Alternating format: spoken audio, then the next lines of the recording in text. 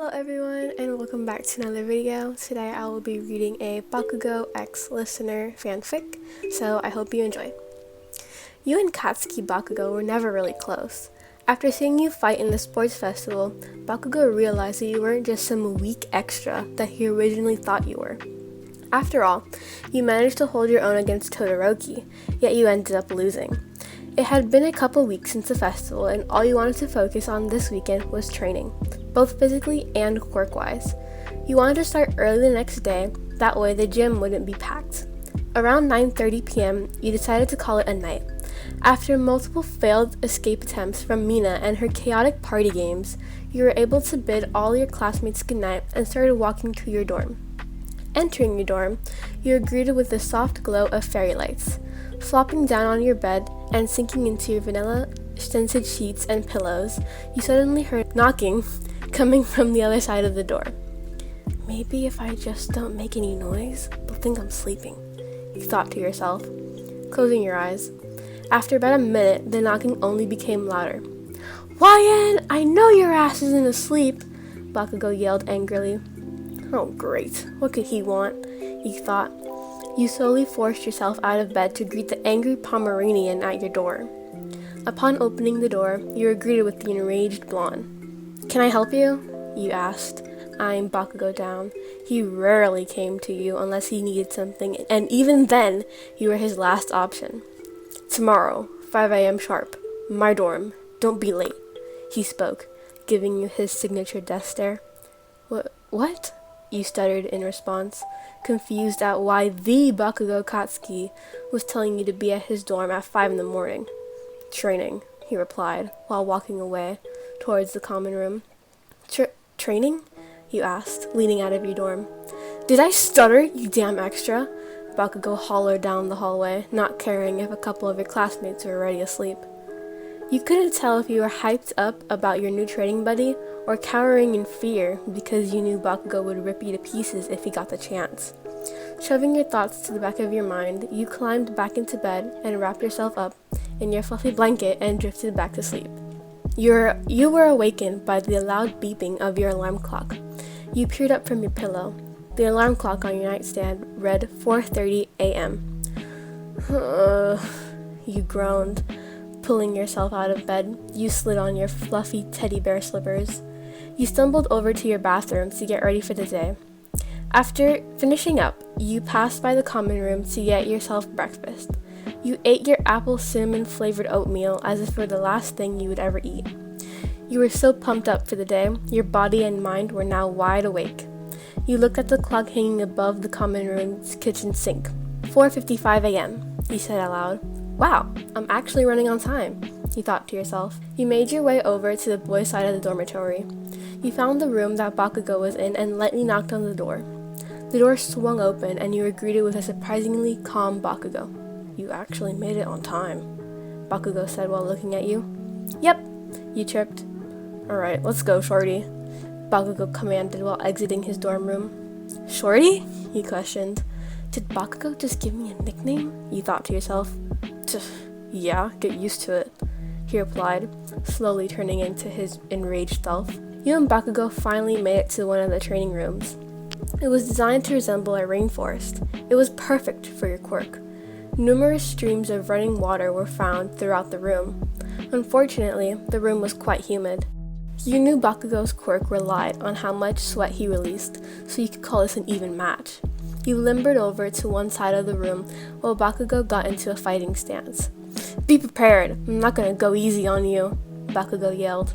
"Fine by me, come at me, blondie," he yelled back. You were not going to let him win by any means.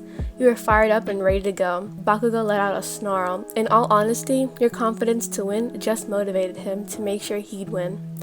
Bakugo charged towards you, letting his explosions from his hand propel him forward. You took a defensive stance. Bakugo launched through the air, quickly narrowing the distance between you two. He went in for a right hook, but you evaded by rolling out of the way. For most of the fight, you were just trying to evade Bakugo's explosions and punches. To say the least, Bakugo was getting annoyed by the fact that you weren't attacking back. "Come at me, extra!" Bakugo yelled, enraged. As soon as he said this, He got splashed with a stream of boiling hot water. You stuck your tongue out at him and gave off a smirk. "Why, you damn fucking extra," he scowled as he wiped the water off of his face. Within a matter of seconds, you found yourself being pinned on the floor, while a certain blonde was hovering over you. "I win," he said while licking his lips. You let out a defeated sigh and rolled out of Bakugo's grasp. "I'll get you next time," you pouted while making your way to your water bottle. "Ha! You'll never beat me, shorty. I'm the best," he said while pointing towards himself with his thumb. "Right, how could I forget?" you said while chugging your water, giving him a playful smirk. "You better not," Bakugo yelled. After training ended, you made your way back to your dorm room to go shower. After freshening up, you decided to go hang out with some of your other classmates in the common room. However, before you could head out to go join your friends, you heard a loud banging coming from the other side of the door. "Coming!" you yelled as you made your way out of the bathroom, wet towel in hand.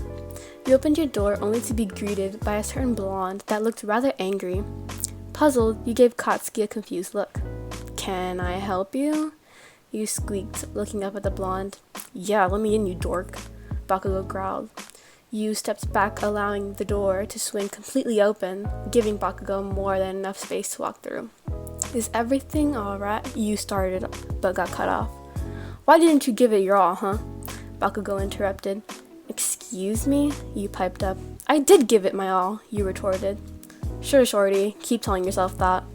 Anyways, I wanted to give this to you. Don't open it till I'm gone," Bakugo stated as he handed you a small gift box.